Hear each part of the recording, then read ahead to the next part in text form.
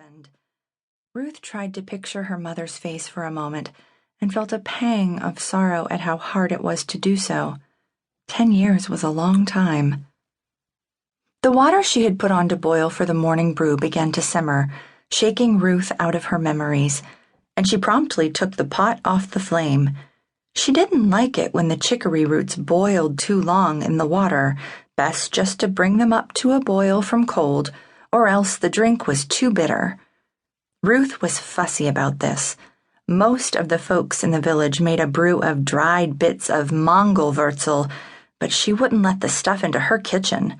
She'd rather drink plain water than that swill. Of course, she liked to drink real coffee most of all, but often they couldn't afford enough beans to last the week. Johanna went to Sonneberg every Friday to sell the glass that they made that week, and she always brought back a little bag of coffee beans.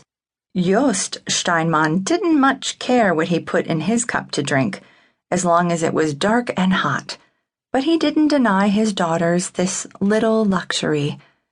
It had become something of a ritual by now.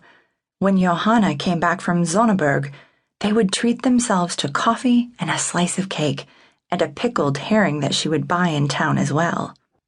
The rest of the village gossiped about these habits of theirs and said that in Joost Steinmann's house the women ruled the roost. But it wasn't as though they did whatever they pleased. Certainly within their own four walls, the girls were allowed their own way much more than others of their age. But when it came to sheltering them from the wicked ways of the world, Joost could be worse than a mother hen. What if the village choir was rehearsing and they wanted to join in the singing? Out of the question. There might be boys lurking around the streets as they walked back home. And a dance on the night of the solstice? There was no point even asking if they could go. A few years back, some of the village girls had gotten together and started a spinning group for the winter, but Joost wouldn't even let his daughters join in this bit of harmless fun. "You'll slip and fall on the ice on your way home and break a leg," he had declared. "Better to stay home and practice your letters." As if books were as enjoyable as a good chat. Ruth swallowed. The gatherings were set to begin again in November, and the other girls would all be sitting at the spinning wheels 2 evenings a week, while she and her sister sat at home.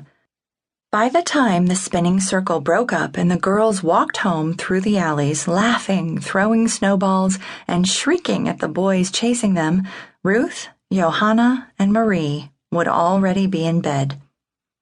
It was no wonder that all the boys in the village had gotten the idea that Joost didn't want them paying court to his daughters. The way he looked at any boy who came calling stopped most of them from ever coming a second time.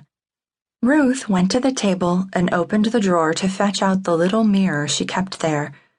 When she held it out at arm's length, she could see her whole face in it. She was a beauty, and she knew it. She and her sisters had all inherited their mother's fine, even features, and their mother had been an exceptionally beautiful woman. Ruth heaved a sigh and put the mirror back in the drawer again. What good did it do her to look in the mirror and see a pretty face? Would a man ever kiss her on the lips? Would anyone ever tell her that her eyes shone like amber?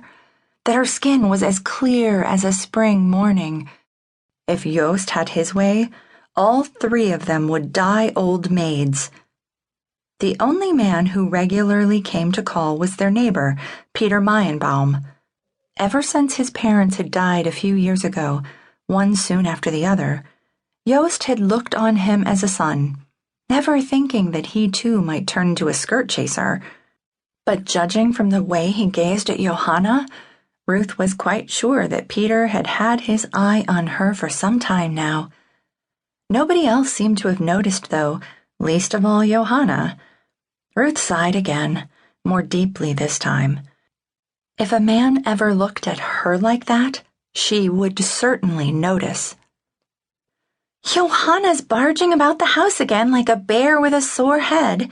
When she finally makes it out of bed, she spends the rest of the day giving us orders," Marie said, slipping onto the edge of the bench. She was so slim